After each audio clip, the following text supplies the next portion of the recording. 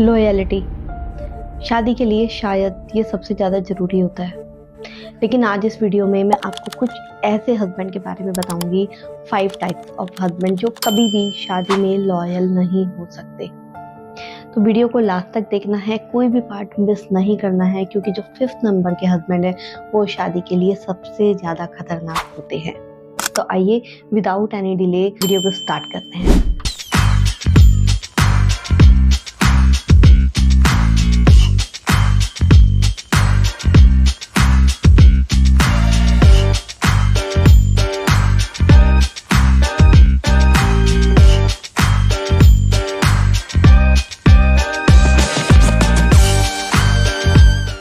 अगर आप मेरे चैनल पर पहली बार आए हैं और आप मुझे नहीं जानते हैं, तो मैं हूं आपकी marriage coach Vipulan Gupta and the founder of blissful marriage creation, जो हेल्प करती हैं उन फीमेल्स की जो अपने हस्बैंड से डिस्कनेक्ट हो गई हैं बट एक स्ट्रॉन्ग डिज़ायर रखती है अपने हस्बैंड से कनेक्ट होने की।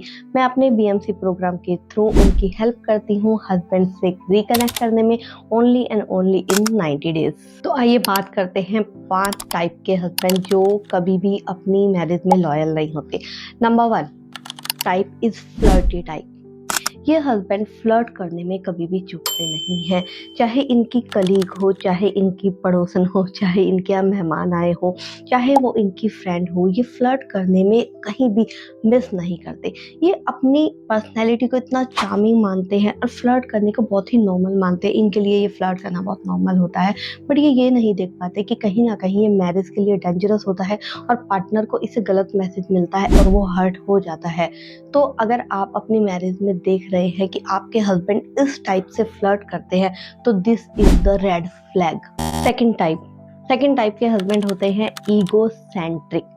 इनके लिए ईगो इतनी बड़ी प्रायोरिटी होती है कि इसके आगे ये किसी भी चीज को प्रायोरिटी नहीं देते हैं। इनका ईगो सेटिस्फाई इनका पार्टनर नहीं कर पा रहा है, इनको अटेंशन इनका पार्टनर नहीं दे पा रहा है, तो इनकी ईगो हर्ट होती है और कहीं ना कहीं ये इस ईगो को सेटिस्फाई करने के लिए बाहर भी पार्टनर ढूंढ लेते हैं। इनको अपनी मैरिज में, अपने रिलेशनशिप में सिर्फ और सिर्फ अपने लिए अटेंशन चाहिए होता है। सामने वाले की फीलिंग को ये नहीं समझ पाते, समझना ही नहीं चाहते। इनका ईगो इस लेवल तक होता है।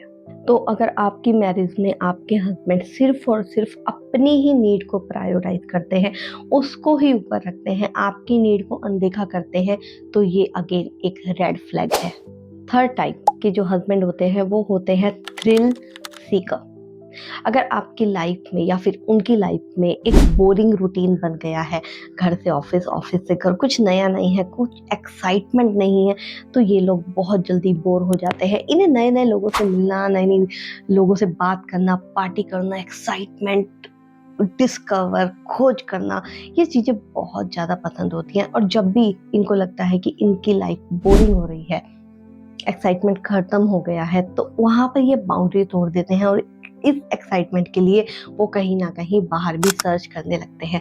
तो अगर आपको लग रहा है कि आपकी मैरिज में आपके हस्बैंड बहुत ज़्यादा नए नए लोगों से घुल रहे हैं, मिल रहे हैं, डेली पार्टीज हो रही है, वो चीज़ें हो रही हैं जो शायद पहले आपकी लाइफ में नहीं थी, और ये आपकी लाइफ का रूटीन बनता जा रहा है, तो आप समझ लो आपके हस्बैंड जो है वो थ्रिल सीकर है। फोर्थ टाइप जो होते हैं दैट इज कमिटमेंट फॉबिक। इन्हें मैरिज में या किसी भी रिलेशनशिप में कमिटमेंट करना पसंद नहीं होता नहीं कह सकते, बट ये कमिटमेंट करने से कतराते हैं, डरते हैं, भागते हैं। हो सकता है आपके लाइफ में ऐसे भी कई बॉयफ्रेंड आए हो या कई ऐसे लोग आए हो कि जब आपने उनसे कमिटमेंट की बात की तो उन्होंने आपसे रिलेशन ही तोड़ दिया। तो हो सकता है आपके हस्बैंड भी इस तरीके की कैटेगरी में आते हैं। वो कमिटमेंट में, शादी में तो आ गए, बट अब वो आपकी इमोशनल नीड या फिर जब आप उनसे इमोशनल कनेक्शन बिल्ड करना चाहते हो तो वो विड्रॉ करते हैं, कतराते हैं, भागते हैं। इस तरीके के हस्बैंड जो है कहीं ना कहीं मैरिज के लिए सही नहीं होते, क्योंकि जब आपको उनकी इमोशनल नीड होती है तब वो इस चीज़ के लिए अवेलेबल होते ही नहीं हैं। तो अगर आप ये देखते हो कि आप अपने हस्बैंड से, आपको इमोशनल नीड है, आपको इमोशनल कनेक्शन बनाना है, बट ये वहाँ से विड्रॉ कर रहे हैं, तो ये एक साइन है कि आपके हस्बैंड इमोशनल फॉबिक है।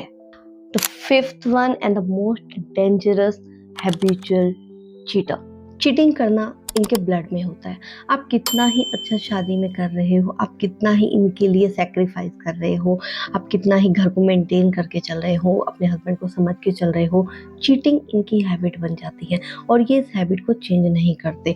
अगर आप अपनी मैरिज में बार-बार अपने हस्बैंड को चीटिंग करते हो पकड़ रहे हो और उसमें कोई भी वो सिली सा रीज़न देके बाहर निकल जाते हैं, फिर से आपका कनेक्शन बिल्ड हो जाता है एंड अगेन आप चीटिंग करते हुए पकड़ते हैं, तो आप समझ जाओ कि आपके हस्बैंड हैबिचुअल चीटर है और वो ये जो 5th कैटेगरी में आते हैं, वो कभी भी अपनी मैरिज के लिए लॉयल नहीं हो सकते। अगर आपको लगता है कि आपके हस्बैंड इन 5 कैटेगरी में से किसी भी कैटेगरी में आते हैं, तो घबराने की नीड नहीं है। देखो, हर चीज़ के पीछे एक रीज़न होता है। अगर आपके हस्बैंड की इन लॉयल्टी के इश्यू है, तो मे बी इनके पीछे कुछ रीज़न हो और उन पे वर्क किया जा सकता हो। घबराना नहीं है। सबसे पहले ये चेक करना है कि मेरे हस्बैंड कौन-सी कैटेगरी में आते हैं।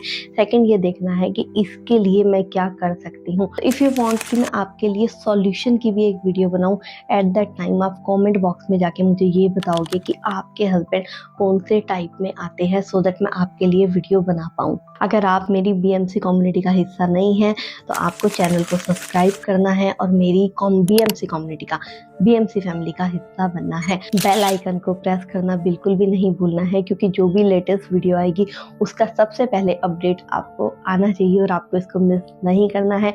And if you want to book paid consultation with me, description box में मेरी टीम का नंबर है, आप उस पर कॉन्टैक्ट करो and you can book your paid consultation with me.